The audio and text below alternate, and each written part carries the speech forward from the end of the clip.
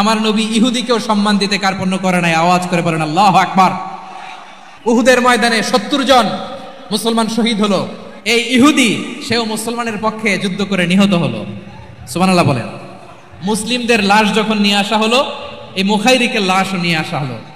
মুসলিমদের লাশের পাশে মুখাইরিকের লাশ দেখে বিশ্বনবী মুখাইরিকের প্রতি অনেক খুশি হলেন। আর বিশ্বনবী খুশি হয়ে বললেন, মুখাইরিক খায়রু ইয়াহুদ, মুখাইরিক যদিও তুমি ইহুদি, তারপরে তুমি সব ইহুদিদের মধ্যে সেরা ইহুদি। পড়েন সুবহানাল্লাহ। I'm very happy to see this scenario. মাশাআল্লাহ, আলহামদুলিল্লাহ। আমি একটু দেখতে চাই যে রংপুর বিভাগের কে কোন জেলা থেকে আপনারা এসেছেন। কুড়িগ্রাম থেকে কারা এসেছেন দেখি? কুড়িগ্রাম, মাশাআল্লাহ মাশাআল্লাহ। আচ্ছা, গাইবান্ধা জেলার কে আসছেন? গাইবান্ধা, মাশাআল্লাহ। ঠাকুরগাঁও, ঠাকুরগাঁও অনেকে আসছেন। দিনাজপুর জেলা থেকে, মাশাআল্লাহ। নীলফামারী, ঠিক আছে, ফি আমানিল্লাহ। পঞ্চগড় অনেক আসছে। রংপুর, রংপুর,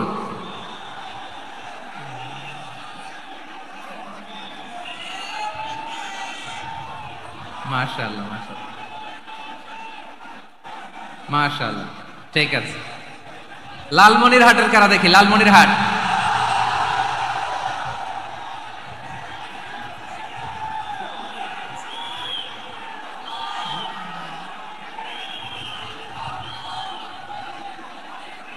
মাশাআল্লাহ মাশাআল্লাহ মাশাআল্লাহ।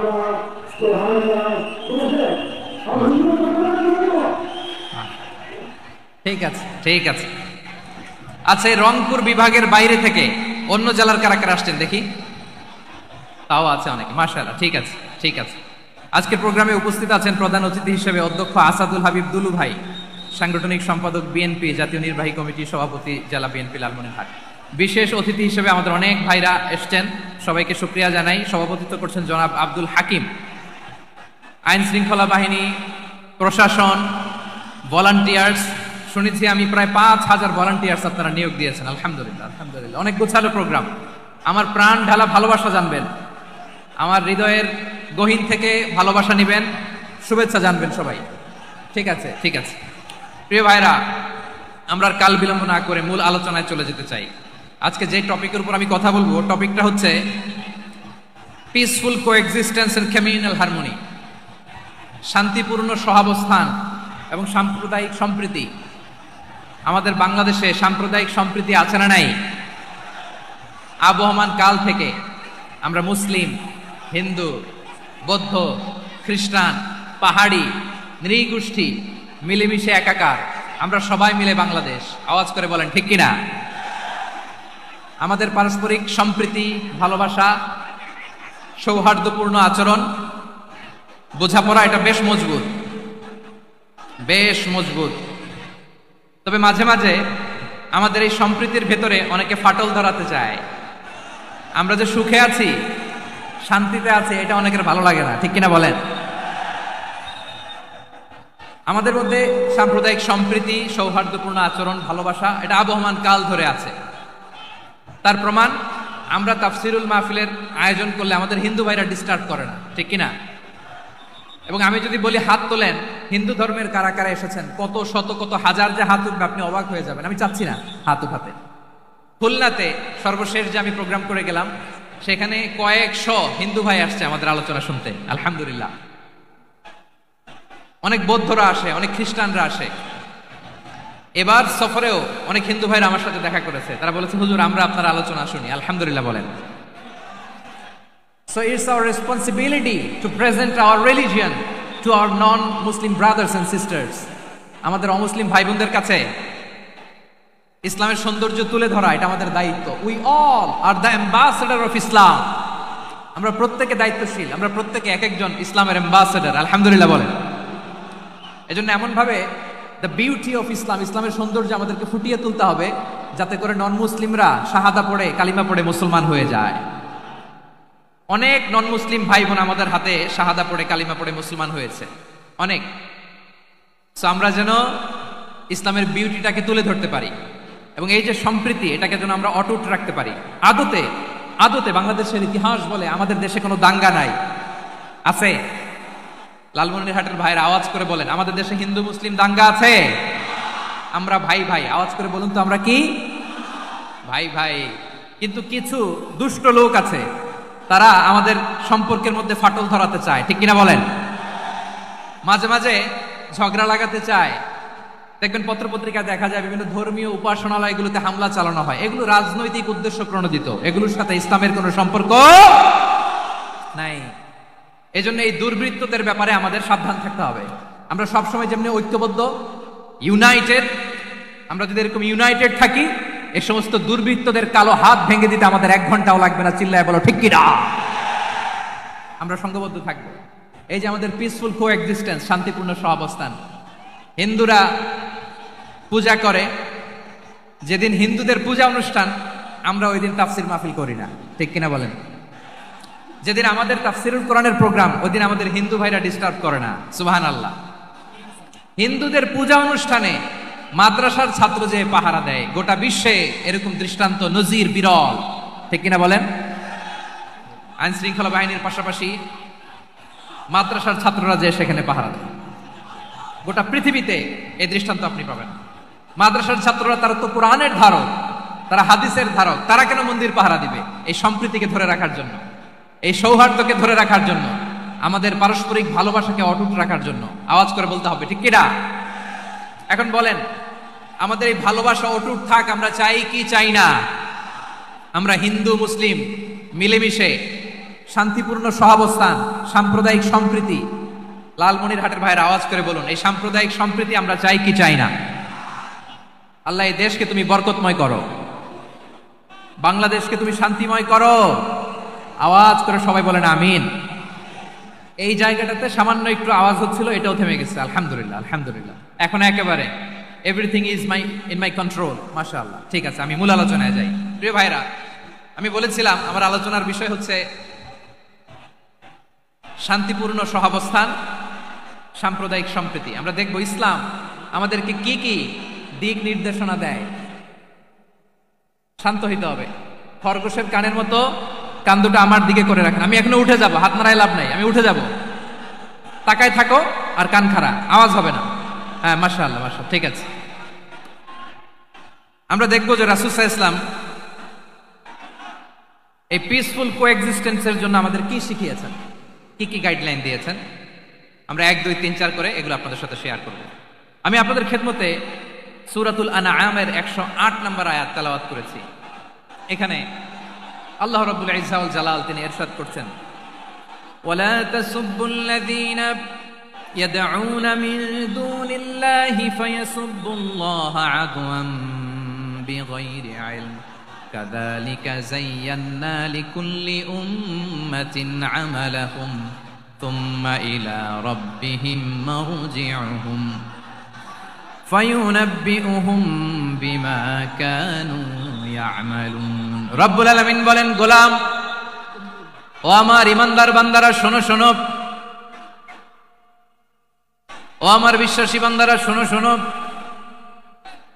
লা তাসুব্বুল্লাযীনা ইয়াদউনা মিন দুনিল্লাহ ফায়াসুব্বুল্লাহা আদওয়ান বিগাইরি ইলম।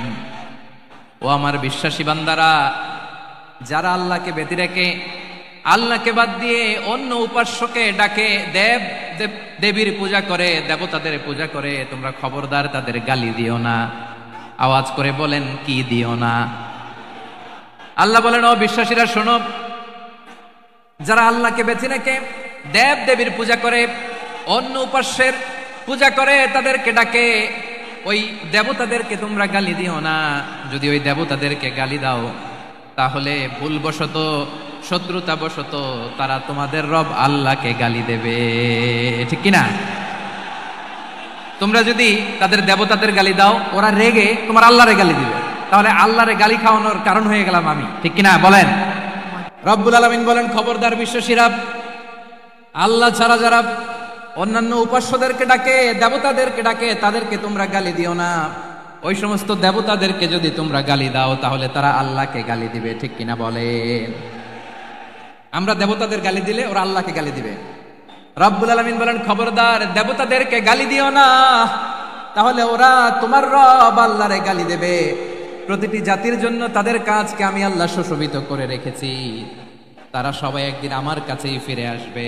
এরপর আমি রব্বুল আলামিন তাদের আমলনামা তাদেরকে জানিয়ে দেব। সুবহানাল্লাহ পড়ে।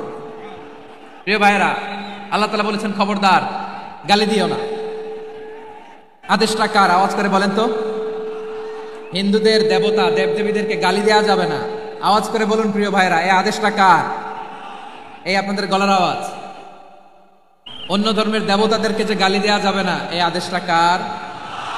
আরো জোরে বলুন কার? গালি দিবেন কোন দেবতাকে? দিবেন? যদি দেন তাহলে ওরা আল্লাহরে গালি দিবে। তাহলে আল্লাহরে গালি খাওয়াইলো কে? আপনি, ঠিক কিনা বলেন?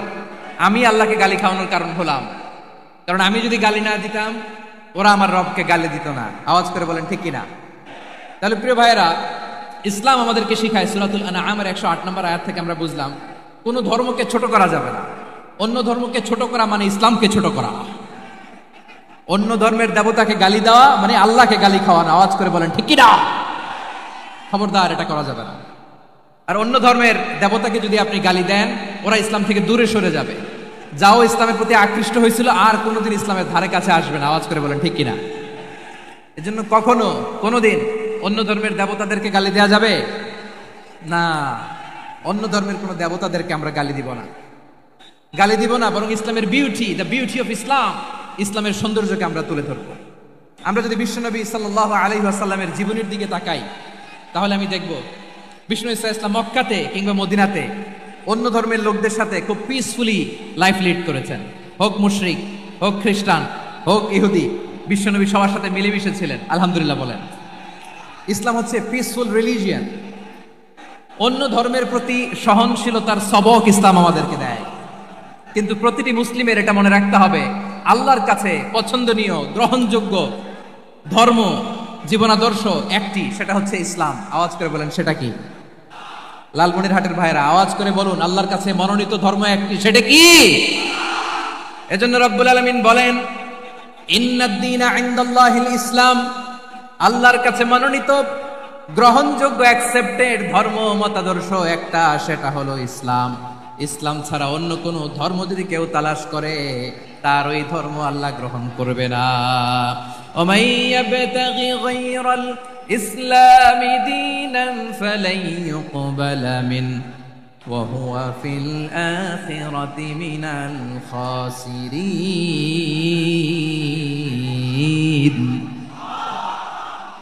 Whoever seek anything except Islam, that won't be accepted from him, and he will be loser in the day of judgment. কিয়ামতের দিন ইসলাম ছাড়া কেউ যদি অন্য কোনো ধর্ম তালাশ করেছে দুনিয়াতে, তার এই মতাদর্শ গ্রহণ করা হবে না, and he will be loser. সে হবে লুজার, ক্ষতিগ্রস্ত, হাই হাই কোম্পানির ম্যানেজার। ওর আমও শেষ, সালাও শেষ। আওয়াজ করে বলেন ঠিক কি না? এজন্য ইসলাম পেয়ে আমরা খুশি না বেজার? প্রত্যেক নামাজ শেষে আমরা আল্লাহরে বলি, আল্লাহ রাদিতু বিল্লাহি রাব্বা ওয়া বিল ইসলামি দীনা ওয়া বি মুহাম্মাদিন নাবিয়ান ওয়া রাসূলা। ও আল্লাহ, তোমারে রব হিসেবে পেয়ে আমরা খুশি।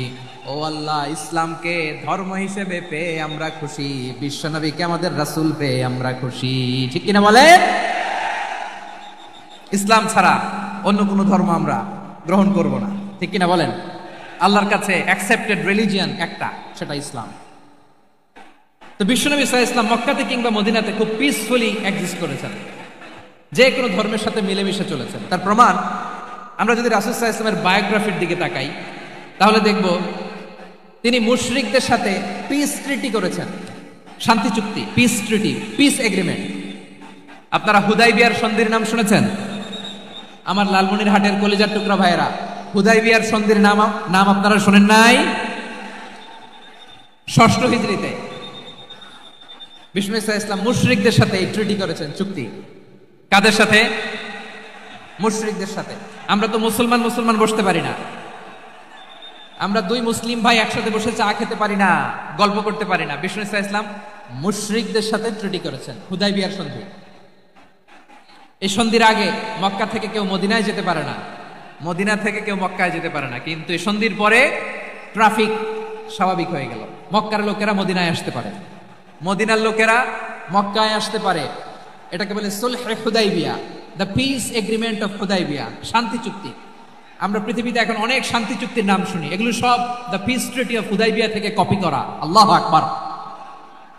তাহলে বিশ্বনবী সাল্লাল্লাহু আলাইহি সাল্লাম তিনি যে শান্তিপূর্ণ সহাবস্থানে বিশ্বাসী ছিলেন,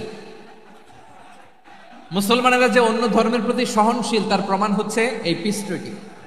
শুধু তাই নয়, মাইকের সাউন্ডটা একটু বাড়াই দিতে হবে, খুব দুর্বল, একটু মজবুত করতে হবে, আর একটু ক্লিন করতে হবে, আর সবগুলা জায়গায় সাউন্ড যাচ্ছে কিনা একটু ক্রস চেক করতে হবে। হ্যাঁ, পাবেন পাবেন, দিচ্ছে mike operator, is trying his level best, দিচ্ছে। মাইক অপারেটর যিনি আছেন, প্রতিটি জায়গায় প্রতিটি সাউন্ড বক্সে যেন আওয়াজ পাওয়া যায়, একটু ক্রস চেক করেন, সাউন্ডটাকে একটু স্ট্রং করে দেন। হ্যাঁ, ঠিক আছে, মাশাআল্লাহ। এদিকে তাকান, এদিকে। মক্কার পার্ট গেল, পিস এগ্রিমেন্ট করলেন, শান্তি চুক্তি। বিষ্ণু ইসলাম মদিনায় যে কি করলেন? মদিনায় যে বিষ্ণু ইসলাম মদিনা চার্টার করলেন, মদিনা সনদ, সাহিফাতুল মদিনা, এটার বলে মদিনা চার্টার। যে ওয়েস্টে, ইউরোপে, আমেরিকাতে তারা অনেক চার্টার করে, সব চার্টার মদিনা চার্টার থেকে কপি করা। আওয়াজ করে পড়েন সুবহানাল্লাহ। বিষ্ণু ইসলাম মদিনায় গেলেন, মদিনাতে মুসলিম, মুশরিক, ইহুদি, এই তিন ধর্মের লোক মিলে সব স্টেক হোল্ডার যারা আছে সবাইকে নিয়ে বিষ্ণু ইসলাম মদিনা চার্টার করলেন, মদিনা সনদ। পড়েন সুবহানাল্লাহ। শুধু তাই নয়, মক্কাতে বিশ্বনবী পিস এগ্রিমেন্ট করলেন, শান্তি চুক্তি মুশরিকদের সাথে। মদিনাতে যে বিশ্বনবী মদিনা চার্টার করলেন, মদিনা সনদ করলেন ইহুদিদের সাথে। আবার মদিনাতে বিশ্বনবী ইহুদিদের সাথে পিস ডায়ালগ করলেন, ইন্টারফেথ ডায়ালগ করলেন, আন্তধর্মীয় সংলাপ করলেন, যে সংলাপের মূল ভিত্তি ছিল তাওহীদ। মূল ভিত্তি ছিল কি? তাওহীদ। বিশ্বনবী ইহুদিদেরকে ডাকলেন, আহ্বান করলেন, কুল ইয়া আহলাল কিতাবি তাআলাউ ইলা কালিমাতিন সাওয়াইন বাইনানা ওয়া বাইনাকুম আল্লা না'বুদা ইল্লাল্লাহ ولا نشرك به شيئا ولا يتخذ بعضنا بعضا أربابا من دون الله فإن تولوا فقولوا اشهدوا بأننا مسلمون سبحان الله পড়েন। বিশ্বনবী মদিনার ইহুদিদের ডেকে বললেন, ও ইহুদিরা, শোনো শোনো, আসো এমন একটা আদর্শের প্রশ্নে আমরা একত্রিত হই যে আদর্শের প্রচার তোমাদের নবীরাও করেছে, আমিও করি। যে আদর্শের কথা তোমাদের পবিত্র ধর্মগ্রন্থগুলোতে আছে, আমার কোরআনেও আছে, সেটা হলো তাওহীদ।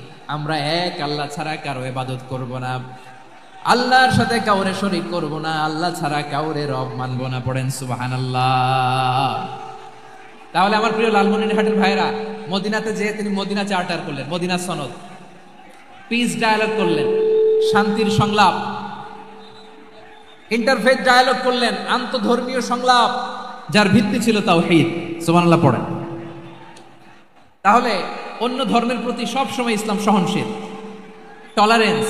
যদি আপনি দেখতে চান ইসলামের নবী বিশ্ব নবীর দিকে তাকান, ঠিক কিনা বলেন? আমরা তো সংখ্যালঘুদের রাইটস প্রোটেক্ট করার জন্য কত আইন বানাই, কত বৈঠক করি, কত সংবাদ সম্মেলন করি। বিষ্ণু সাল্লাল্লাহু আলাইহি ওয়াসাল্লাম সংখ্যালঘুদের রাইটসের ব্যাপারে, অধিকারের ব্যাপারে যে কথা বলেছেন, শুনলে আপনি অবাক হয়ে যাবেন। বিশ্বনবী বলেন, আলা মান যালামা মুআহাদান আও ইনতাকাসাহু আও কাল্লাফাহু ফাওকা তাআতিহি আও কাল্লাফাহু ফাওকা তাকাতিহি আও আখাযা মিনহু শাইআন বিগাইরি তিবি নাফসিন ওয়া আনা হাজিজুহু ইয়াউমাল কিয়ামা। খবরদার, জেনে রাখো, কেউ যদি কোনো সংখ্যালঘুর উপরে অত্যাচার করে, কোন সংখ্যালঘুর প্রাপ্য থেকে যদি কেউ কাউকে ঠকায়, সংখ্যালঘুর উপর যদি কেউ কষ্ট দেয়, কোন সংখ্যালঘুর সম্পদ যদি কেউ জোর করে কেড়ে নেয়, আমি কিয়ামতের দিন বিশ্বনবী ওই সংখ্যালঘুর পক্ষে আর ওই মুসলমানদের বিপক্ষে বাদী হয়ে দাঁড়াবো। সুবহানাল্লাহ বলতে পারলেন না? আল্লাহু আকবার। আপনি নামাজি, আপনি মুসল্লি, আপনি হাজী সাহেব, তাহাজ্জুদ পড়তে পড়তে কপালে দাগ ফেলে দিছেন, আপনার প্রতিবেশী হিন্দু, ভাবছেন আমার তো পাওয়ার আছে, ওর জমিটা দখল করি। বিশ্বনবী বলেন, কিয়ামতের দিন ওই হিন্দুর পক্ষে তোর বিরুদ্ধে আমি বাদী হয়ে দাঁড়াবো। পৃথিবীর কোন ধর্মে এরকম স্টেটমেন্ট পাবেন? পাবেন? আপনি ভাবছেন আপনি নামাজ পড়লে হাজী সাহেব কপালে দাগ ফেলায় দিলে আপনি সালসালায় জান্নাতে চলে যাবেন না। খবরদার। বিশ্বনবী বলেন, কোন সংখ্যালঘুর উপর যদি কেউ আক্রমণ করে, তার প্রাপ্য তাকে না দিয়ে যদি তাকে ঠকায়, তার উপর জুলুম করে, তার সম্পদ যদি কেড়ে নেয়, আমি নবী, তুমি মুসলিম হইতে পারো, মুসল্লি হইতে পারো, তার পক্ষে তোমার বিপক্ষে আল্লাহর দরবারে বাদী হয়ে দাঁড়াবো। আচ্ছা লালমনিরহাটের ভাইরা, কথা বুঝতে পারলে আওয়াজ করে উত্তর দেন। বিশ্বনবী যদি কারো বিপক্ষে দাঁড়ায় কিয়ামতের দিন, আই রিপিট, আমি আবারও বলছি, বিশ্বনবী যদি কিয়ামতের দিন কারো বিপক্ষে দাঁড়ায়, ও তো সালসালায়া জান্নাতি,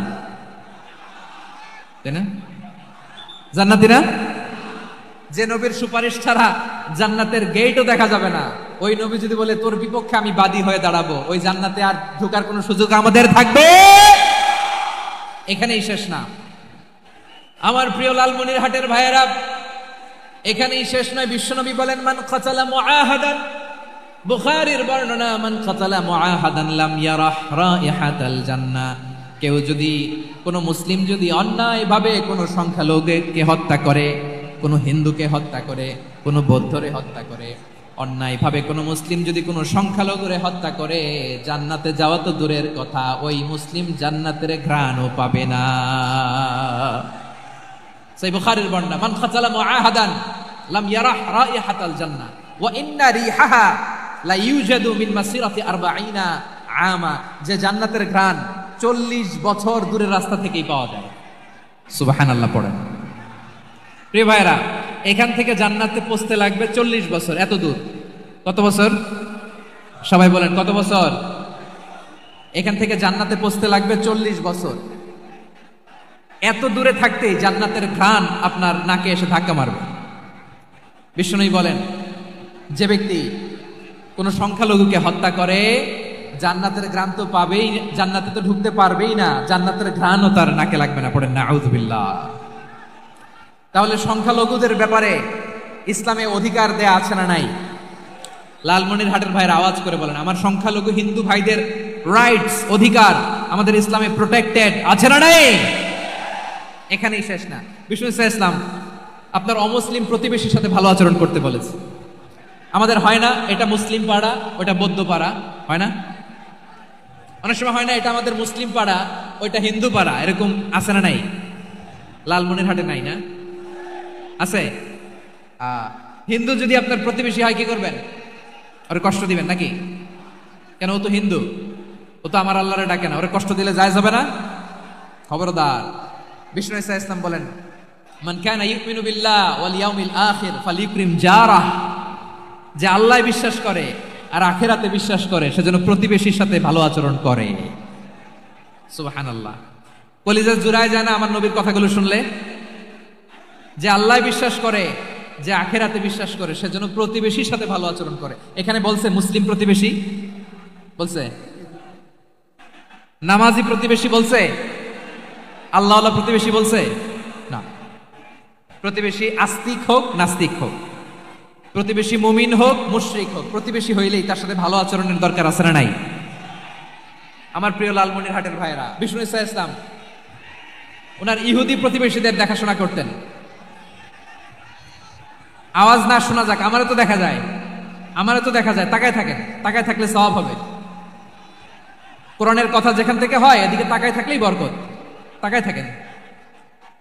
জি জি, মাইক, আমি তার মাইক ঠিক করতে আসি না এদিকে, এই মাইক ঠিক করবো, ওই মাইক ঠিক করবো, ওদিকে পাইলট বলবে হুজুর চলে আসেন। জি বসুন, বসুন, মাশাআল্লাহ। হ্যাঁ, খুব শান্ত, ঠিক আছে। পুলিশ ভাইরা না খেয়ে দিনরাত আপনারা যাতে সুশৃঙ্খল একটা প্রোগ্রাম উপহার পান, এটাই চেষ্টা করতেছে। আপনাদেরকে কষ্ট দিতে আসে নাই, একটু একটু সহযোগিতা করেন। জি মাশাআল্লাহ। হ্যাঁ ঠিক আছে। আমার প্রিয় ভাইরা, প্রতিবেশী আস্তিক হোক নাস্তিক হোক, মুসলিম হোক হিন্দু হোক, তার সাথে ভালো আচরণ করতে হবে। বিষ্ণু ইসলাম ওনার ইহুদি প্রতিবেশীর বাসায় যেতেন। কোন প্রতিবেশী? ইহুদি। আওয়াজ করে বলেন কোন প্রতিবেশী? ইহুদি।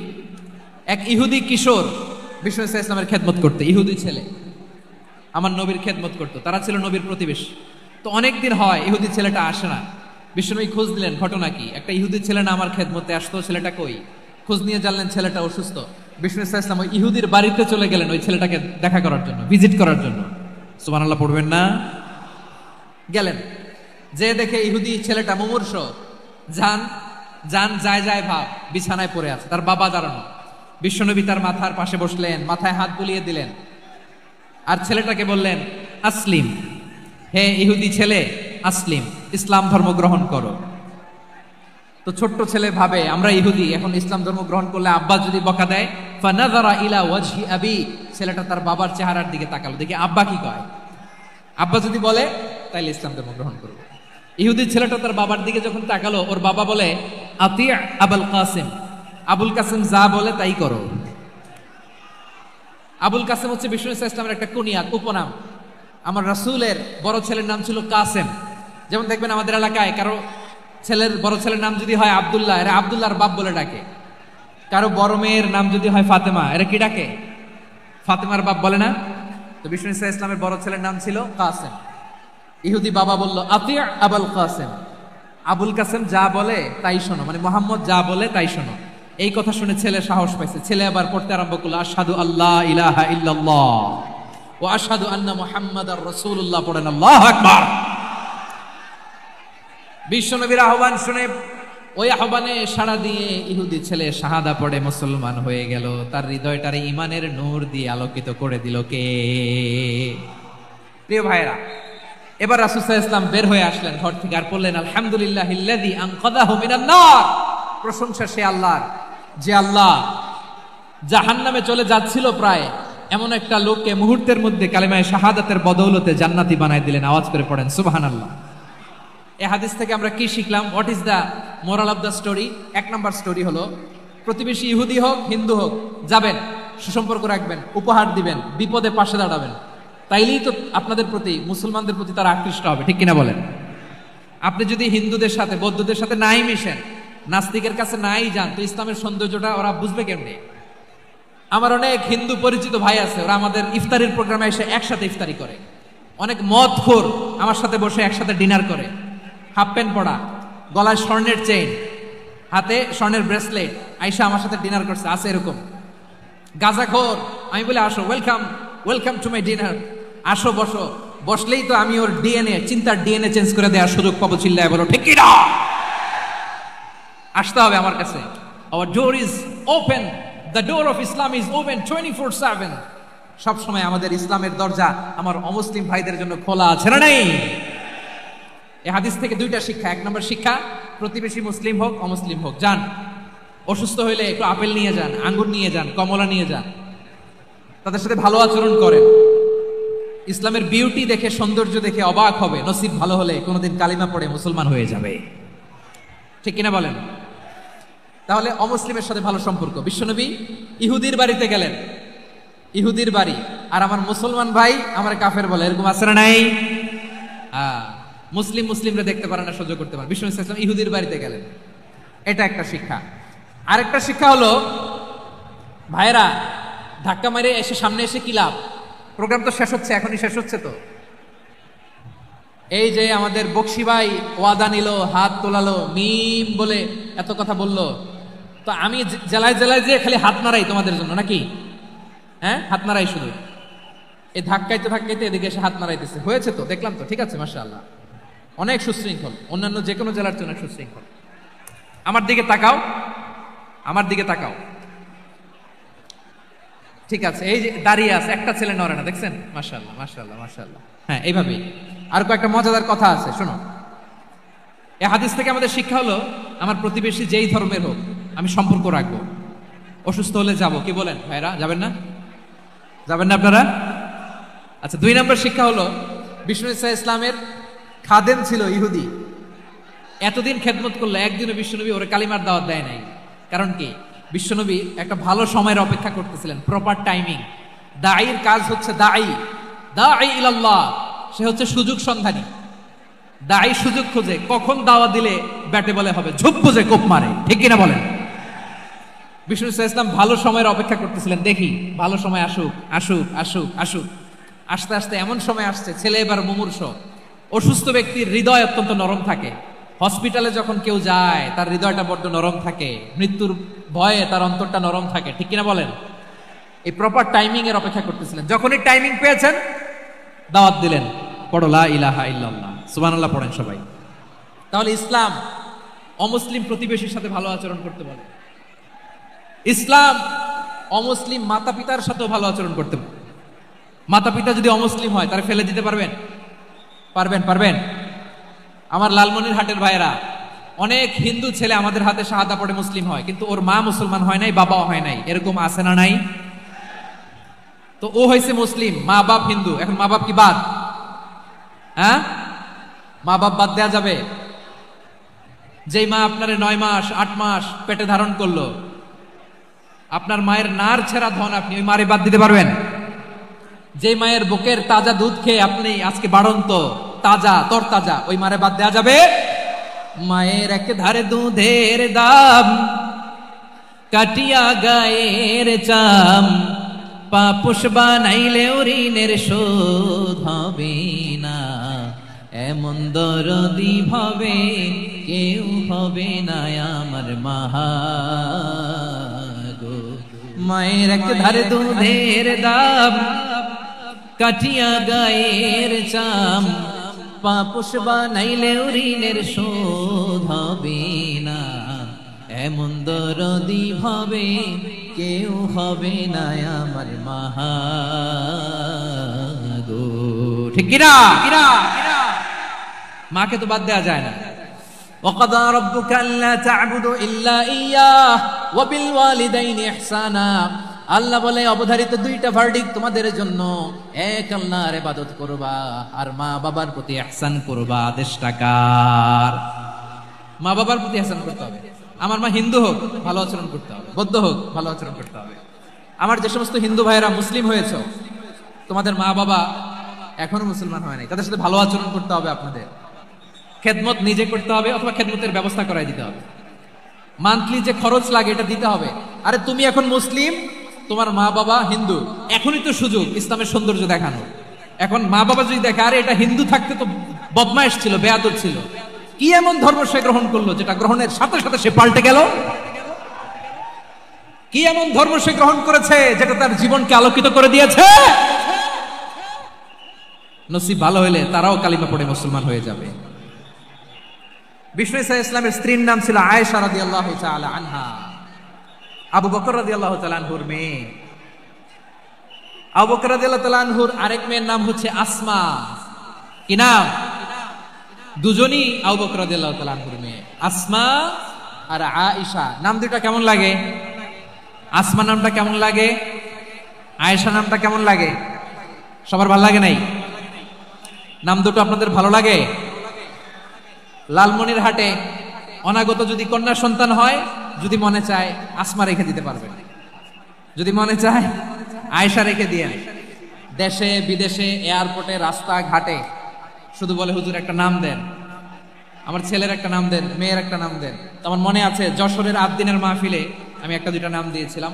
আজকে লালমনিরহাটের এই প্রোগ্রামে কন্যা সন্তান যদি হয় 2টা নাম দিলাম, আসমা কিংবা আয়েশা। ইনশাআল্লাহ পড়েন। দুজন বোন, এক মায়ের না, বাবা এক মা দুজন। আয়েশা রাদিয়াল্লাহু তাআলা আনহার মায়ের নাম উম্মে রুমান, আর আসমা রাদিয়াল্লাহু তাআলা আনহার মায়ের নাম কুতাইলা বিনতে আব্দুল উজ্জা। আবু বকর রাদিয়াল্লাহু তাআলা আনহু 4টা বিয়ে করেছিলেন। তো একই ঘটনা ঘটেছে এই ফ্যামিলিতে। আসমা ইসলাম ধর্ম গ্রহণ করে মুসলিমা, কিন্তু তার মা কুতাইলা মুশরিকা। আই রিপিট, বোঝার জন্য আমি আবারও বলি, আসমা রাদিয়াল্লাহু তাআলা আনহা মুসলিমা, আর আসমার মা কুতাইলা। আওয়াজ করে বুঝে থাকলে বলেন, আসমার মা মুশরিকা। তার মানে মেয়ে মুসলিম, মা অমুসলিম। ভেজাল আছে না নাই? কিন্তু কুতাইলা আর ধৈর্য ধারণ করতে পারে না। নার ছেঁড়া ধন, কলিজার টুকরা ধন, কলিজার টুকরা সন্তান। আসমারে দেখতে বড্ড মন চায়। সাইয়েদনা আসমা রাদিয়াল্লাহু তাআলা আনহা মক্কা থেকে হিজরত করে মদিনায় চলে গেলেন। হুদাইবিয়ার পর যখন মক্কা মদিনার ট্রাফিক স্বাভাবিক হলো, মক্কার লোক মদিনায় যায়, মদিনার লোক মক্কায় আসে। কুতাইলা কলিজার টুকরা সন্তান আসমারে দেখার জন্য কিছু উপহার নিয়ে বিশাল মরুপথ পাড়ি দিয়ে মক্কা থেকে মদিনায় যায়। সুবহানাল্লাহ বলেন। এখন মা আসছে মেয়ের সাথে দেখা করতে, মেয়ে তো আর দেখা দেয় না। মেয়ে ভাবছে আমার মা তো মুশরিকা, অপবিত্রা, তার সাথে কি দেখা দেয়া যাবে? বিশ্বনবীর দরবারে চলে গেলেন। সুবহানাল্লাহ বলেন। কি সৌভাগ্যবান ছিল তারা, মাসলা জানার দরকার হলেই নবীর দরবারে চলে যেত। ঘরে বউয়ের সাথে ঝগড়া হলে নবীর দরবারে চলে যেত। অনেক সাহাবী বলে আমার পেটে ক্ষুধা লাগলো আমি নবীর কাছে চলে যেতাম, কারণ নবীর চেহারার দিকে তাকালেই আমার পেটের ক্ষুধা মিটে যেত। সাইয়েদনা আসমা রাদিয়াল্লাহু তাআলা আনহা বিশ্ব নবীর কাছে চলে গেলেন, যে বললেন ইয়া রাসূলুল্লাহ ইয়া হাবিবাল্লাহ ইন্না উম্মি কাদিমাতুন ইলাইয়া ওয়া হিয়া রাগিবা। আমার মা মক্কা থেকে অনেক দূর মরুর পথ পাড়ি দিয়ে উপহার সামগ্রী নিয়ে মদিনায় আমার সাথে দেখা করতে এসেছে গো নবী। আমার জানতে বড্ড ইচ্ছে হয় আমি আমার মুশরিকা মায়ের সাথে একটু দেখা করতে পারবো কিনা।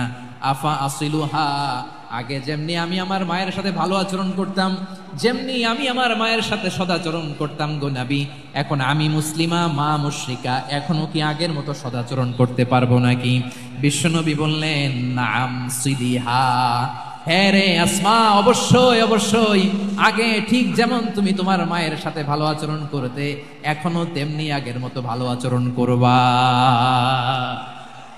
আওয়াজ করে পড়েন সুবহানাল্লাহ। কি ইসলাম আমরা পেয়েছি! কত ব্রড মাইন্ডেড আমাদের ইসলাম, কত ওপেন মাইন্ডেড ইসলাম, কত ওপেন আপ করতে পারে, চিন্তা করতে পারেন। বিষ্ণু বললেন হ্যাঁ অবশ্যই, নাম সুলিহা, আগে যেমনি ভালো আচরণ করছো আসমা এখন ওই রকমই করো, পারলে আরো বাড়াই করো। সুবহানাল্লাহ বলেন। তাহলে আমার যে হিন্দু ভাইয়েরা হিন্দু বোনেরা ইমানের বদৌলতে দৌলতে আপনি ধন্য হয়েছেন, আপনার আম্মা আব্বা এখনো মুসলমান হয় নাই, তাদের জন্য দোয়া করেন, তাদের জন্য দোয়া করেন, আল্লাহ যেন তাদেরকেও ইমানের দৌলত দান করে। আমরা সবাই পড়ি আমিন, আরো জোরে পড়েন আমিন। এখন বলেন ইসলাম কি ন্যারো মাইন্ডেড রিলিজিয়ান না ব্রড মাইন্ডেড? লালমনিরহাটের যুবক ভাইরা আওয়াজ করো, ইসলাম কি ন্যারো মাইন্ডেড না ব্রড মাইন্ডেড? কতটা ব্রড মাইন্ডেড দেখেন। বিশ্বনবী সাল্লাল্লাহু আলাইহি সাল্লাম অমুসলিমরা যদি নবীকে উপহার দিত, ওই উপহারও বিশ্বনবী গ্রহণ করতেন। সুবহানাল্লাহ পড়েন। আপনার অমুসলিম বন্ধু যদি উপহার দেয় সেটাও আপনি নিতে পারবেন, যেটা নেওয়া জায়েজ। কিন্তু আপনার বন্ধু যদি আপনার মদের বোতল দেয়, নিতে পারবেন? হ্যাঁ, মদের বোতল দিলে পারবেন। আপনার বন্ধু যদি আপনার পর্ক দেয়, পর্ক শুকরের গোশত মিশ্রিত কোনো খাবার, ওটা নিতে পারবেন না। হালাল যে কোনো জিনিস নিতে পারবেন। বিশ্বনবী সাল্লাল্লাহু আলাইহি ওয়াসাল্লাম অমুসলিমদের দেয়া হাদিয়া গ্রহণ করতেন। কেমন নবী ছিলেন? আমার নবীরে চিনে নেন, আমার নবীর অ্যাটিটিউড জেনে নেন।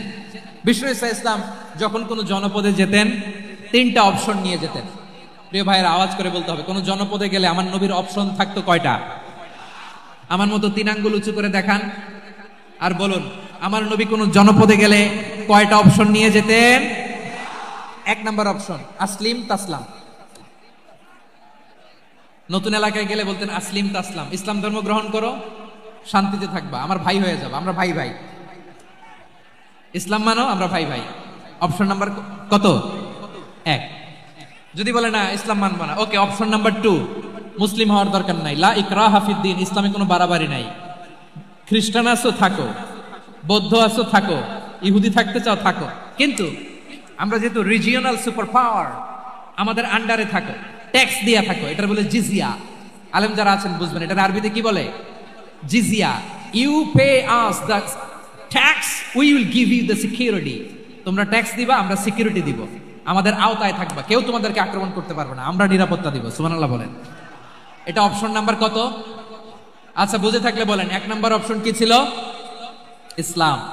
ইসলাম মানো, শান্তিতে থাকবা, ভাই ভাই, আমরা ভাই ভাই। অপশন নাম্বার 2, ট্যাক্স দাও, আমরা নিরাপত্তা দিব, মুসলিম হওয়া লাগবে না। এখন 1 নাম্বারও মানে না, 2 নাম্বারও মানে না, মুসলিম হবো না, ভালো, খ্রিস্টান থাকো, ট্যাক্স দাও, আমরা সিকিউরিটি দিব না, এটাও মানি না। বিষ্ণু বলেন তাহলে তলোয়ার আমাদের আর তোমাদের মাঝে ফয়সালা করবে।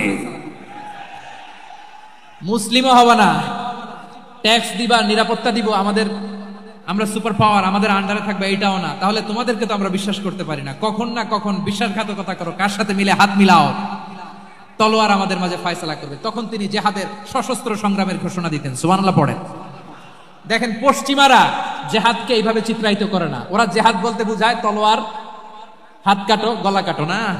জেহাদ সশস্ত্র সংগ্রাম 3 নম্বরে। অধিকাংশ ক্ষেত্রেই বিশ্বনবীর সুন্দর আচরণ দেখে, আরে আমার নবীর যে নুরানি চেহারা, অনেকে তো কেবল সিরেফ চেহারাটা দেখেই কালিমা পড়ে মুসলমান হয়ে গিয়েছে। যারা মুসলিম হয় নাই তারা তাদের ইসলামেই বলবৎ ছিল, ট্যাক্স দিয়ে ইসলামের আন্ডারে ছিল। যারা এটাও মানে নাই ওইটাও মানে নাই, তাদের বিরুদ্ধে জেহাদ।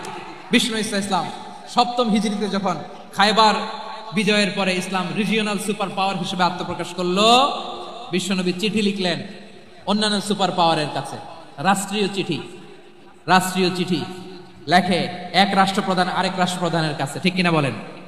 জানেন না আপনারা? এই যে 24-এর ছাত্র নাগরিক অভ্যুত্থানে,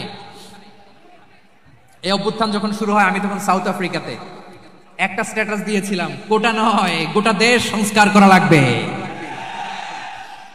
শুধু বাংলাদেশ নয়, সারা বিশ্বের বাংলা ভাষাভাষী লোকেরা এই আন্দোলনের সাথে সমর্থন তারা করেছে, এটাকে সাপোর্ট করেছে, তারা সমর্থন দিয়েছে।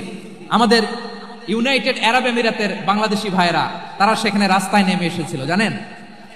ওইখানে ডেমনস্ট্রেশন করা যায় না, সেখানকার সরকার তাদেরকে যাবজ্জীবন দিয়েছিল। তখন আমাদের এই যে প্রধান উপদেষ্টা ডক্টর মোহাম্মদ ইউনূস সরাসরি G2G বলে, এটা G2G, government to government, G2G, উনি চিঠি লিখলেন যে তাদেরকে, ইউর হাইনেস, হে সম্মানিত আমির, আপনি আমার এই চিঠির কারণে আমার সম্মানে এই 53 জন বাংলাদেশিকে মাফ করে দেন।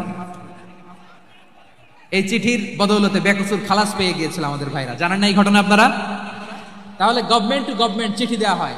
7ম হিজরিতে বিষ্ণু ইসলাম সব সুপার পাওয়ারের কাছে চিঠি দিলেন, রোমান সম্রাটের কাছে, পারস্য অধিপতির কাছে, মিশরের অধিপতির কাছে, সবার কাছে চিঠি লিখলেন।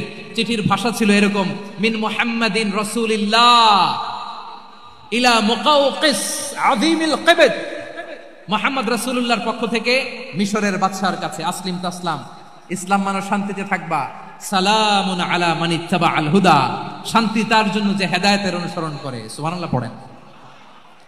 তো এই চিঠি অনেকে ভালোভাবে রিসিভ করেছে, অনেকে এই চিঠি পাওয়ার পরে নবীর কাছে আবার ইন রিটার্ন উপহার পাঠিয়েছে। কি পাঠিয়েছে? উপহার।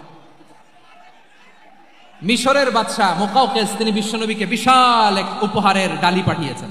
মিশরের বাদশা মুকাওকিস ছিলেন ধর্মে খ্রিস্টান। লালমনিরহাটের ভাইয়েরা আওয়াজ করে বলেন, মিশরের বাদশা ধর্মে কি ছিল? খ্রিস্টান। কি উপহার দিয়েছিল আমার নবীকে? শুনতে মনে চায়? আওয়াজ নাই লালমনিরহাটের গলায়, শুনতে মনে যায়? 1000 স্বর্ণ মুদ্রা, 1000 স্বর্ণ মুদ্রা। 2টা খ্রিস্টান দাসী, একজনের নাম মারিয়া বিনতে শামউন আল কিবতিয়া, আরেকজনের নাম সিরিন বিনতে শামউন আল কিবতিয়া। একজন খ্রিস্টান দাস 20 থান কাপড় জামা বানানোর জন্য, আমরা নবী যেন সেলাই করে জামা বানাতে পারে এজন্য 20 থান কাপড়, 20 থান ফাইন গার্মেন্ট, সুবহানাল্লাহ পড়বেন না? এরপরে একটা গাধা যেটার নাম ছিল উফাইর, আর একটা খচ্চর, এটার নাম ছিল দুলদুল। খচ্চর চিনেন? গাধা আর ঘোড়ার ক্রসিং এ যে প্রাণীটা দুনিয়াতে আসে সেটার খচ্চর বলে।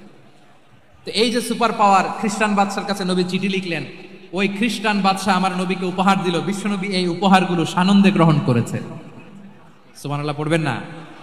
তাহলে অমুসলিম কেউ যদি আপনাকে উপহার দেয়, হালাল উপহার হলে আপনি গ্রহণ করতে পারবেন। অনুরূপভাবে পারস্যের বাদশা, রোম সম্রাট বিশ্বনবীকে উপহার পাঠিয়েছেন, আমার নবী সবগুলো উপহার গিফট গ্রহণ করেছেন। সুবহানাল্লাহ বলেন। তাহলে প্রিয় লালমনিরহাট আওয়াজ করে বলুন, ইসলাম কি ন্যারো মাইন্ডেড রিলিজিয়ন না ব্রড মাইন্ডেড? আম্মাজান আয়েশার কাছে মাসালা জানতে চায় মেয়েরা, হে আম্মাজান, অগ্নি উপাসকেরা তাদের ঈদের দিন নওরোজের সময় আমাদেরকে পাখি দেয়, নেওয়া যাবে? উনি বললেন, ওরা জবাই করে দিলে নেওয়া যাবে না, কিন্তু ওরা যদি ফলমূল এরকম খাবার দেয় এগুলো নেওয়া যাবে। তার মানে অমুসলিমদের দেয়া উপহার এটা গ্রহণ করা যায়। সুবহানাল্লাহ বলেন। শুধু তাই নয়, বিষ্ণু ঈসা ইসলাম অমুসলিমদের সাথে আর্থিক লেনদেনও করেছেন, ফিনান্সিয়াল ডিলিং করেছেন। অমুসলিমদের সাথে প্রয়োজনে আপনি ফিনান্সিয়াল ডিলিং করতে পারবেন। আমরা প্রায় দেখি বাজারের মিষ্টির দোকানগুলো আমার হিন্দু ভাইদের।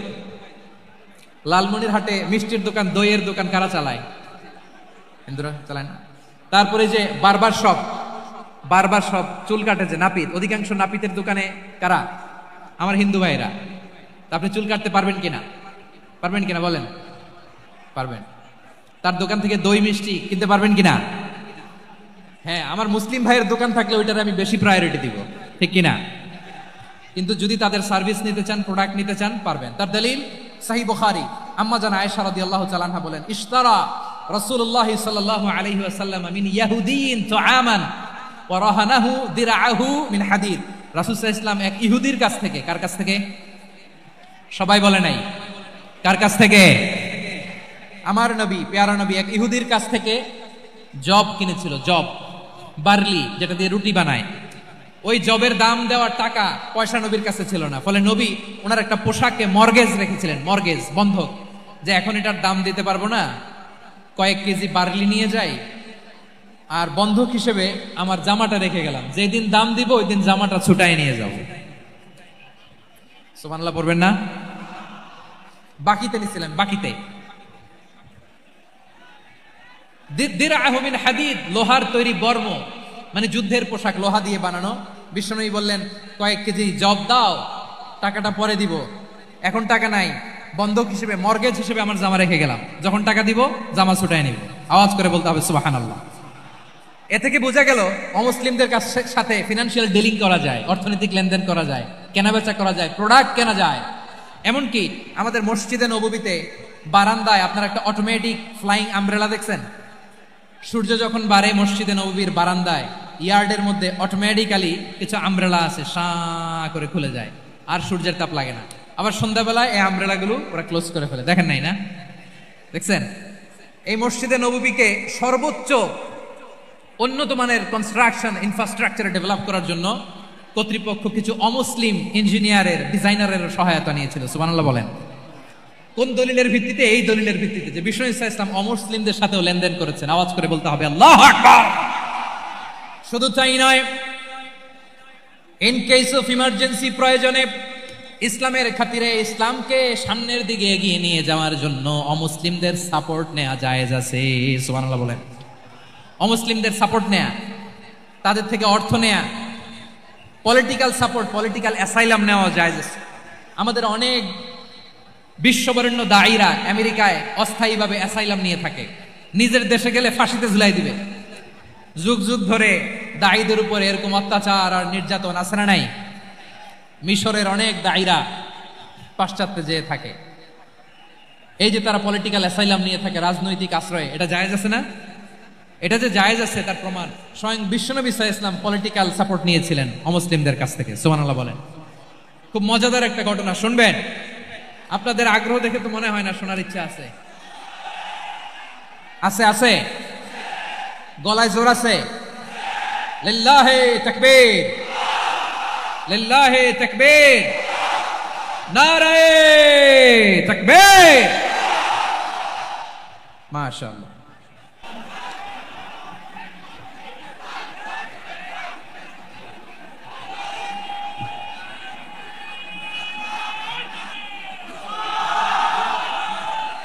মাশাআল্লাহ, মাশাআল্লাহ। থামুন, থামুন আমার ভাইরা। বিশ্বনবীর বয়স তখন প্রায় 51 বছর। কত বছর? বিশ্বনবীর সবচেয়ে কাছের মানুষ খাদিজা রাদিয়াল্লাহু তাআলা আনহা ইন্তেকাল করেছেন। বিশ্বনবী বড্ড কষ্ট পেলেন, হৃদয়টা ভেঙে খান খান। যিনি ঘরের ভেতরে বিশ্বনবীকে সান্ত্বনা দিতেন, ভালোবাসা দিতেন, বাইরে গেলে কুরাইশরা বকাঝকা করে, অত্যাচার করে, কিন্তু আম্মাজান খাদিজা রাদিয়াল্লাহু তাআলা আনহা ঘরটারে এমন শান্তির নীড় বানায় রেখেছেন, এই ঘরের ভিতরে ঢুকলে বিশ্বনবীর কলিজাটা ঠান্ডা হয়ে যেত। এজন্য রব্বুল আলামিন বলেন, খাদিজা, ও আমার বান্দি খাদিজা, জান্নাতে এমন স্পেশাল একটা ঘর আমি তোমার জন্য রেডি করে রেখেছি। ওই ঘরের মধ্যে কোনো আওয়াজ নাই, ওই ঘরের মধ্যে কোনো নয়েজ নাই, ওই ঘরে কোনো বিশৃঙ্খলা নাই। কারণ মক্কার জমিনে আমার নবী কুরাইশদের বিশৃঙ্খলা, নয়েজ আর ঝামেলাগুলোকে উপেক্ষা করে যখন তোমার ঘরের ভিতরে ঢুকতো, ঘরটারে তুমি শান্তির নীড়, ঠান্ডা, নীরব, নিস্তব্ধ, নিঝুম আর শান্তির নীড় বানিয়ে রেখেছো। এজন্য জান্নাতে স্পেশাল একটা শান্তির নীড় আমি তোমারে উপহার দেব। ওই প্রিয়তমা স্ত্রী খাদিজা ইন্তেকাল করলেন, বিশ্বনবীর হৃদয় ভেঙে খান খান। আবার ওনার চাচা আবু তালেব ইন্তেকাল করলেন, যিনি পলিটিক্যাল শেল্টার দিতেন নবীকে। কে দিতেন? আবু তালেবের ভয়ে, বিশ্বনবীর এই চাচার ভয়ে কোনো মুশরিক নবীর গায়ে হাত দেওয়ার সাহস পায় নাই। এখন স্ত্রীও নাই, চাচাও নাই, নবীকে আশ্রয় দেওয়ার কেউ নাই, নবীর চারদিকে অন্ধকার। নবী এখন কই যাবেন? আমার পেয়ারা নবী নতুন স্টেশন খুঁজতেছেন, নতুন দাওয়াতি প্ল্যাটফর্ম খুঁজতেছেন। তিনি যায়েদ বিন হারেসা রাদিয়াল্লাহু তাআলা আনহুকে নিয়ে মক্কার পাশের একটা নেইবরিং সিটি তায়েফে চলে গেলেন। কোথায় চলে গেলেন? লালমনিরহাটের ভাইয়ের আওয়াজ করে বলেন, কোথায় গেলেন? তায়েফে চলে গেলেন দিনের দাওয়াত দেওয়ার জন্য। কি দেওয়ার জন্য? নাকি জমি কিনতে গেছিলেন? জমি কিনতে, দুনিয়ার যশ খ্যাতির জন্য, নিজের কোনো লাভের জন্য? তায়েফবাসীদেরকে জাহান্নামের আগুন থেকে বাঁচানোর জন্য আওয়াজ করে বলতে হবে, ঠিক কিনা? বিশ্বনবী বিশাল মরুপথ, পাহাড়ি পথ পাড়ি দিয়ে তায়েফের মরুজমিনে গেলেন কোরআনের দাওয়াত নিয়ে, ইমানের দাওয়াত নিয়ে। কিন্তু তায়েফের লোকেরা বিশ্বনবীর দাওয়াতকে শুধু প্রত্যাখ্যান করেই থামে নাই, তারা বিশ্বনবীর সাথে অত্যন্ত খারাপ আচরণ করেছে। বিশ্বনবীকে শারীরিকভাবে হেনস্থা করেছে, আমার নবীকে শারীরিকভাবে অত্যাচার করেছে, আমার পেয়ারা নবীর গায়ে পাথর মেরেছে, বিশ্বনবীর গা বেয়ে ঝরঝর করে রক্ত ঝরেছে, নবী জামিনের মধ্যে লুটিয়ে পড়েছেন, আবার মেরেছে, আবার নবী হাঁটতে শুরু করলেন, পেছন থেকে আবার মেরেছে, আবার নবী রক্তাক্ত হয়ে জামিনের মধ্যে লুটিয়ে পড়লেন, আবার মেরেছে। বিশ্বনবীর মতো এত সুশ্রী মানব, বিশ্বনবীর মতো এত শুভ্র মানব, বিশ্বনবীর মতো এমন চমৎকার দেহাবয়ব দিয়ে রব্বুল আলামিন কাউকে বানান নাই। এরকম চমৎকার মানুষটাকে তারা তায়েফের ওই জমিনে রক্তাক্ত করেছে। বিশ্বনবী দুনিয়ার কোনো স্বার্থের জন্য সেখানে যান নাই, নিজের কোনো লাভের জন্য, প্রাপ্তির জন্য যান নাই, তায়েফবাসীদের জাহান্নামের আগুন থেকে বাঁচাতে গিয়েছেন, ঠিক কিনা বলেন? খেয়ে না খেয়ে দিন প্রচারের কাজে নিজেকে দিয়েছ বিলিয়ে, তায়েফের কাফিরেরা চিনল না সে আলো, দুষ্ট ছেলেদের পিছু দিল লেলিয়ে, পাথরের আঘাতে ক্ষত বিক্ষত হয়ে সারা শরীর থেকে রক্ত ঝরে। হে রাসূল তোমাকে ভুলি আমি কেমন করে, হে রাসূল তোমাকে ভুলি আমি কেমন করে। পারেন না আপনারা?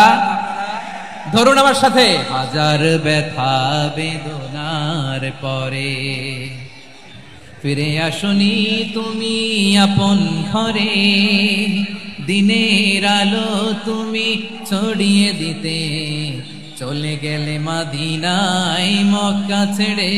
হে রাসূল তোমাকে ভুলি আমি কেমন করে, হে রাসূল তোমাকে ভুলি আমি কেমন করে, ঠিক কিনা বলে? প্রিয় ভাইরা, তায়েফের ছেলেরা নবীকে রক্তাক্ত করলো। আমার নবী কই যাবে? কই যাবে? মক্কায় জায়গা নাই, তায়েফে জায়গা নাই। তায়েফ থেকে ভারাক্রান্ত মন নিয়ে আমার নবী মক্কায় ফিরে আসলেন। বিশ্ব নবী মক্কায় ঢুকতে পারেন না। মক্কার মরুভূমির দিকে তাকিয়ে, উপত্যকার দিকে তাকিয়ে বিশ্বনবী ধা ধা করে কাঁদেন, ঝরঝর করে নবীর চেহারা মোবারক থেকে চোখের পানিগুলো বেয়ে বেয়ে পড়ে। আমার জন্মস্থান, আমার শৈশব, কৈশোর, যৌবন কেটেছে এই মক্কায়, আমার এলাকায় আমি ঢুকতে পারি না। বিশ্বনবী মক্কার অনতি দূরে দাঁড়িয়ে জায়েদকে পাঠালেন, জায়েদ যাও দেখো কেউ আমাকে সাপোর্ট করার মতো আছে কিনা, যাও অমুকের কাছে যাও। জায়েদ গেলেন, তারাও প্রত্যাখ্যান করে ফিরিয়ে দেয়। বিশ্বনবী বললেন যাও অমুক লোকের কাছে যাও, তিনিও প্রত্যাখ্যান করে ফিরিয়ে দিলেন। কেউ বিশ্বনবীকে আশ্রয় দিতে রাজি হয় না। নিজ জন্মভূমিতে বিতাড়িত বিশ্বনবী, সর্বশেষ বিশ্বনবী বললেন যাও মুতঈম ইবনে আদির ঘরে যাও।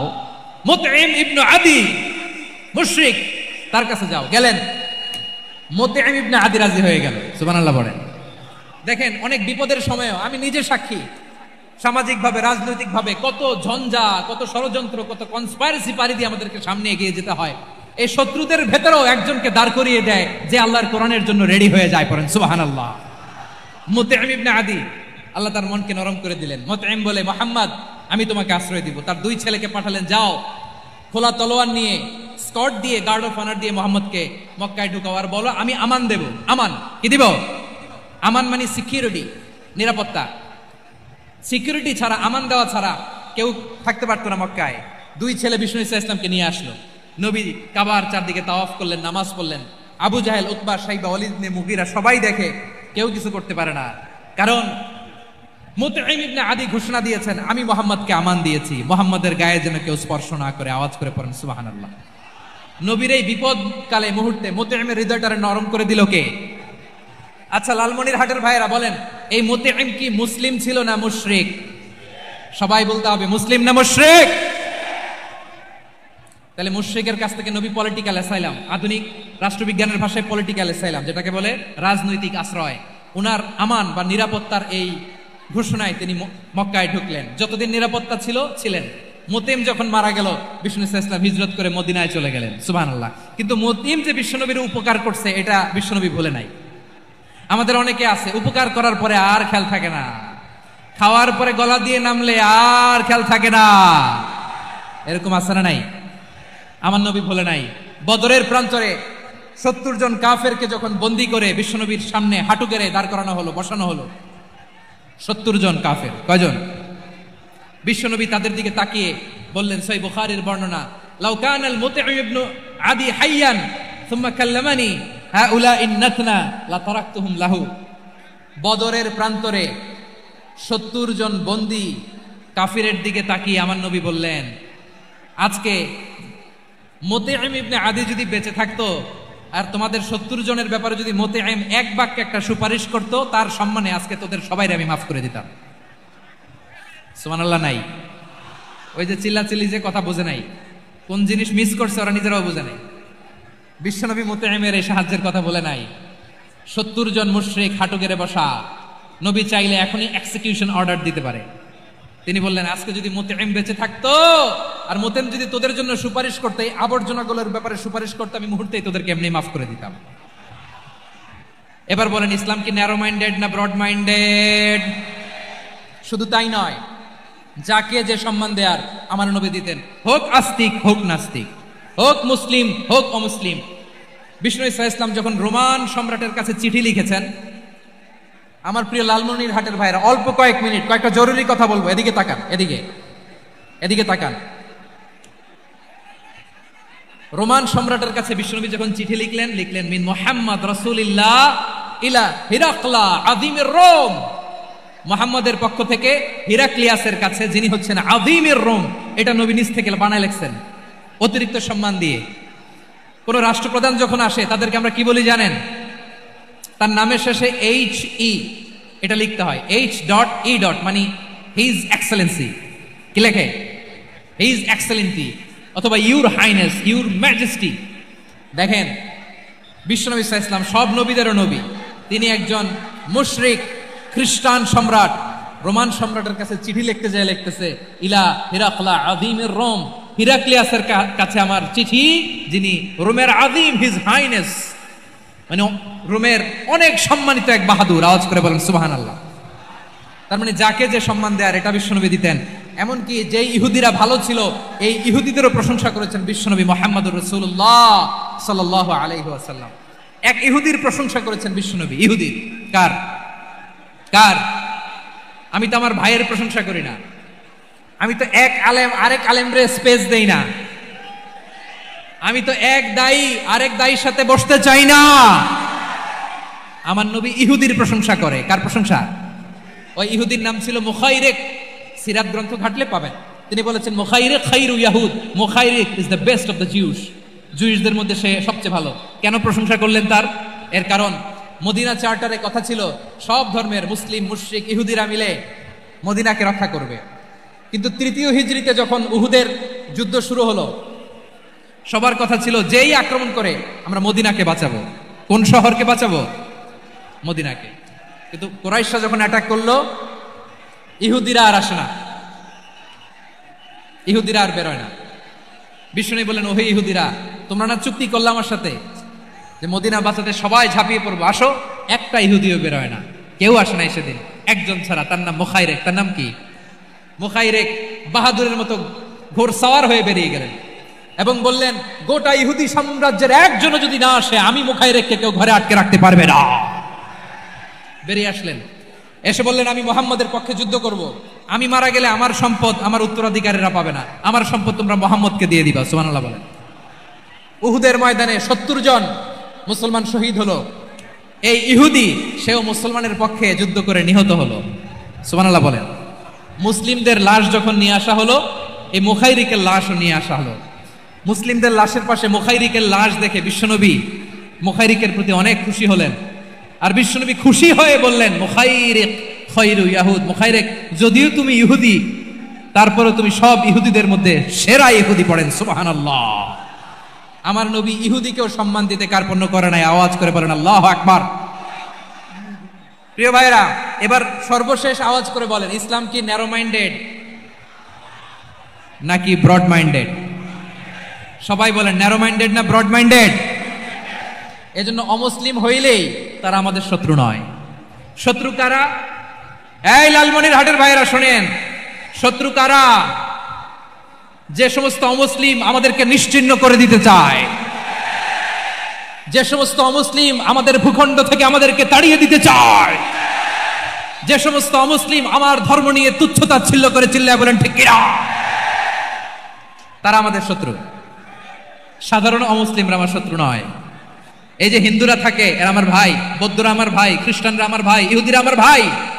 তারা দিনই ভাই নয়, তারা মায়ের পেটের ভাই নয়, তারা মানবিক দিক থেকে ভাই। ও মানুষ, আমিও মানুষ। ইসলাম মানুষকে সম্মান করে চিল্লায় বলো ঠিক কিনা। যারা আমাদের অস্তিত্বকে নিশ্চিহ্ন করতে চায়, যারা আমাদের ভূখণ্ডকে দখল করতে চায়, যারা আমাদেরকে নিয়ে মকারি করে, ফান করে, টিটকারি করে, আমার ধর্ম নিয়ে খেলা করে, তাচ্ছিল্য করে, ওদের বিরুদ্ধে আমাদের জিহাদ। সাধারণ মুসলিম আমাদের শত্রু নয়। আপনি জানেন নিউ ইয়র্কে, আমি তো নিউ ইয়র্কে ছিলাম অনেকদিন, ওখানে ফিলিস্তিনিদের পক্ষে যখন আমরা মিছিল করেছি, অনেক ইহুদি আমাদের সাথে মিছিলে দাঁড়িয়েছে। কারণ ওরাও জানে এই ভূখণ্ড ফিলিস্তিনিদের ভূখণ্ড। আওয়াজ করে বলো লালমনিরহাট ঠিক কিনা। ইসরায়েলের রাজধানী খোদ তেল আবিবে অনেক ইহুদিরা বেঞ্জামিন নেতানিয়াহু তার বিরুদ্ধে মিছিল করেছে। তো তারা কি আমাদের শত্রু? না। অনেক খ্রিস্টান আমাদের সাথে আমাদের স্বার্থ রক্ষায় আমাদের পাশে দাঁড়িয়েছে। খেয়াল রাখবেন, হিন্দু আর হিন্দুত্ববাদ এক নয়, ইহুদি ধর্ম আর জায়নিজম এক নয়। জায়নিজমের বিরুদ্ধে আমাদের সংগ্রাম, আমাদের জিহাদ, চিল্লায় বলেন ঠিক কিনা। এই যে ফিলিস্তিনের ভাইরা, তারা তাদের স্বাধীনতা সংগ্রামের জন্য লড়াই করছে, করে যাচ্ছে, আমরা এটাকে সমর্থন জানাই, চিল্লায় বলো ঠিক কিনা। কাশ্মীরের ভাইরা স্বাধীনতার জন্য সংগ্রাম করছে, আমরা সেই সংগ্রামকে সমর্থন জানাই, আওয়াজ করে বলো ঠিক কিনা। যারাই আমাদের ইসলামকে নিশ্চিহ্ন করতে চায় তাদের বিরুদ্ধে আমাদের সংগ্রাম, আওয়াজ করে বলতে হবে ঠিক কিনা। ওই সমস্ত দুর্বৃত্তদের সাথে আমাদের কোনো সম্পর্ক নাই।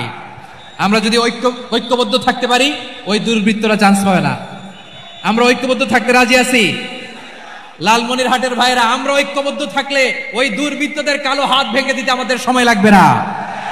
তাদের কালো হাত ভেঙে দিতে রাজি আছে মুসলমান? কারা কারা রাজি? তো হাত তুলে দেখাও।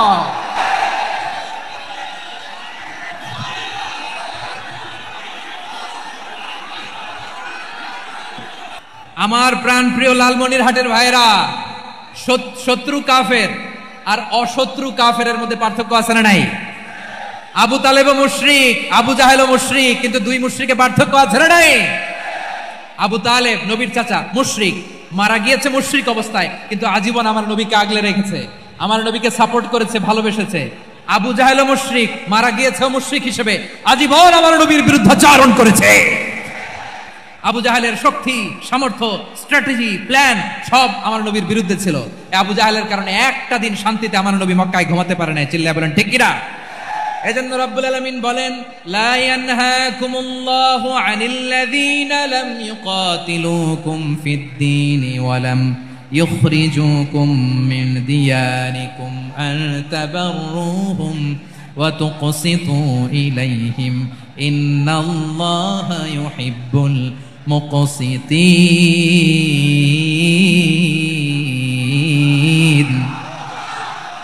আল্লাহ বলে, গোলামেরা শোনো শোনো, যে সমস্ত অমুসলিম তোমাদের সাথে ধর্মযুদ্ধে লিপ্ত হয় না, তোমাদের বিরুদ্ধে যে সমস্ত অমুসলিম অস্ত্র ধরে না, যে সমস্ত অমুসলিম তোমাদেরকে তোমাদের জন্মস্থান থেকে, ভূখণ্ড থেকে তাড়িয়ে দেয় না, তাদের সাথে ভালো আচরণ করতে আমি আল্লাহ নিষেধ করি নাই।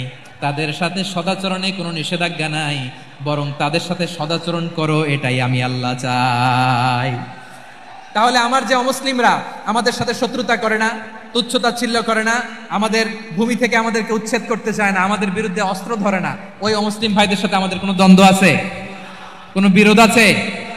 বরং আছে ভালোবাসা। বরং আছে কি? এই ভালোবাসা দিয়ে আমরা বিশ্ব জয় করবো। রাজি আছে মুসলমান? আমাদের পুঁজি ভালোবাসা। আমাদের পুঁজি কি? এবার আওয়াজ করে বলেন, আমার এই পুরো আলোচনা থেকে the religious coexistence peaceful coexistence, শান্তিপূর্ণ সহাবস্থান, কমিউনাল হারমোনি, এই সাম্প্রদায়িক সম্প্রীতি। এই আলোচনা থেকে কি বুঝলেন? ইসলাম কি ন্যারো মাইন্ডেড না ব্রড মাইন্ডেড? এই ব্রড মাইন্ডেড হৃদয় নিয়ে, ভালোবাসা দিয়ে আমরা বিশ্ব জয় করতে চাই। রাজি আছেন? আল্লাহ কবুল করুক, আমরা সবাই পড়ি আমিন। লালমনিরহাটের জেলা স্টেডিয়ামে আমার প্রিয় মায়েরা, বোনেরা, আপনাদের জন্য একটা হাদিস বলে শেষ করব। বিশ্বনবী বলেন, আমার মায়েরা খেয়াল করে শুনুন, বিশ্বনবী আপনাদের উদ্দেশ্য করে বলেন, আল মারআতু ইযা সাল্লাত খামসাহা ওয়া সামাত শাহরাহা হাফিজাত ফুরুজাহা আতাআত বা'লাহা ফালতাদখুল মিন আইয়ি আবওয়াবিল জান্নাতি শাআত। বিশ্বনবী বলেন, ও রমণীরা, ও নারীরা, যে সমস্ত নারী এই 4টা কাজ করবে, এই 4টা কাজের গ্যারান্টি দিবে, তাদেরকে জান্নাতের 8টা দরজার গ্যারান্টি দেয়া হবে। কি 4টা কাজ? 1 নাম্বার, আল মারআতু ইযা সাল্লাত খামসাহা, যে নারী 5 ওয়াক্ত নামাজ পড়ে। কি করে? জেলা স্টেডিয়ামে অবস্থানরত আমার নারীরা, বোনেরা, বিশ্বনবী আপনাদেরকে 4টা কাজের কথা বলেছেন, খুব বেশি না। 4টা করলে 8 জান্নাতের দরজা সব খোলা। কোনটা দিয়ে যাবেন? যেটা দিয়ে মনে চায়। 1 নাম্বার 5 ওয়াক্ত নামাজ। আমার বোনেরা জোহরের নামাজ পড়তে পড়তে এটা আসরে নিয়ে যায়, আসর পড়তে পড়তে এটা মাগরিবে নিয়ে যায়। এরকম আসরে নাই? লালমনিরহাটে হয়তো নাই। আমার বোনেরা এটা করবেন না। ইন্নাস সালাতা কানাত আলাল মুমিনিনা কিতাবাম মাওকুতা, সময় মতো করবেন। সামাত শাহরা, রমাদানের রোজাগুলো রাখবেন। হাফিজাত ফুরুজাহা, যে নারী তার চরিত্রকে হেফাজত করে, তার প্রাইভেট হেফাজত করে, তার লজ্জাস্থান হেফাজত করে। ও মায়েরা, আপনার এই গর্ভ যে কত দামি আপনি জানেন না। আপনার এই গর্ভ থেকে জন্মাবে আগামী সালাহুদ্দিন আল আইয়ুবী। আপনার গর্ভ থেকেই জন্মাবে ইমাম আল মাহদি আল মুনতাদা। আপনার পেট থেকে জন্মাবে আবু সাইদের মতো বীর সৈনিক। আপনার পেট থেকে জন্মাবে মুগ্ধের মতো বীর মুজাহিদ। আপনি জানেন না কে আসবে আপনার পেট থেকে। সময়টাকে কাজে লাগান, ইসলামকে বুঝেন, মানেন, আমাদের ইসলামিক লেকচারগুলো শোনেন। আমরা যে বার্তাগুলো, ইনস্ট্রাকশনগুলো, দিক নির্দেশনাগুলো আপনাদের খেদমতে রাখি, এগুলো মেনে চলুন। আপনিই পারেন আপনার ঘরটাকে জান্নাতের টুকরা বানাতে। একটা family, it's a very big institution and you are the MD, the managing director of this institution. চিল্লায় বলেন ঠিক কিনা? চাইলেই পারেন ঘরটারে জান্নাতের টুকরা বানাতে। 5 ওয়াক্ত সালাত, রমাদানের রোজা, নিজের চরিত্রের হেফাজত, ও আতাআত বা'লাহা, স্বামীর আনুগত্য। এটাতে অনেকে ভুল করে থাকে। হায় রে আমার বোনেরা, স্বামীর আনুগত্যকে এটা নিজের অপমান মনে করবেন না। আপনার স্বামী আপনার সবচেয়ে বড় গার্ডিয়ান, তিনি আপনার সবচেয়ে ভালো চায়। নারী কখনো গার্ডিয়ানশিপের বাইরে থাকতে পারে না। হয় আপনি বাবার গার্ডিয়ানশিপের ভেতরে, বাপ না থাকলে ভাই আপনার গার্ডিয়ান, ভাই না থাকলে চাচা গার্ডিয়ান, বিয়ের পরে আপনার স্বামী আপনার গার্ডিয়ান। শরিয়া সম্মত স্বামীর আদেশগুলো আপনি মেনে চলবেন, কিন্তু শরিয়া বিরুদ্ধ কোনো আদেশ মানতে আপনি বাধ্য নয়। আওয়াজ করে বলুন সবাই ঠিক কিনা? এই 4টা কাজ যদি কোনো নারী করে, বিশ্বনবী বলেন জান্নাতের 8টা দরজা খোলা। তোমার যেটা দিয়ে মনে চায় সেটা দিয়ে জান্নাতে তুমি এন্ট্রি নিতে পারবা। আমরা এখানে লালমনিরহাটের সোহরাওয়ার্দী ময়দানে আজকে যেমন একত্রিত হতে পারলাম, আল্লাহর জান্নাতেও যেন একত্রিত হতে পারে। আল্লাহ তুমি তৌফিক দান করো। আল্লাহ আমার এই কলিজার টুকরা যুবক ভাইদেরকে তুমি ওমরে ফারুকের মতো কবুল করো। জেলা স্টেডিয়ামে অবস্থানরত আমার মা বোনদেরকে তুমি ফাতেমার মতো, খাদিজার মতো কবুল করো।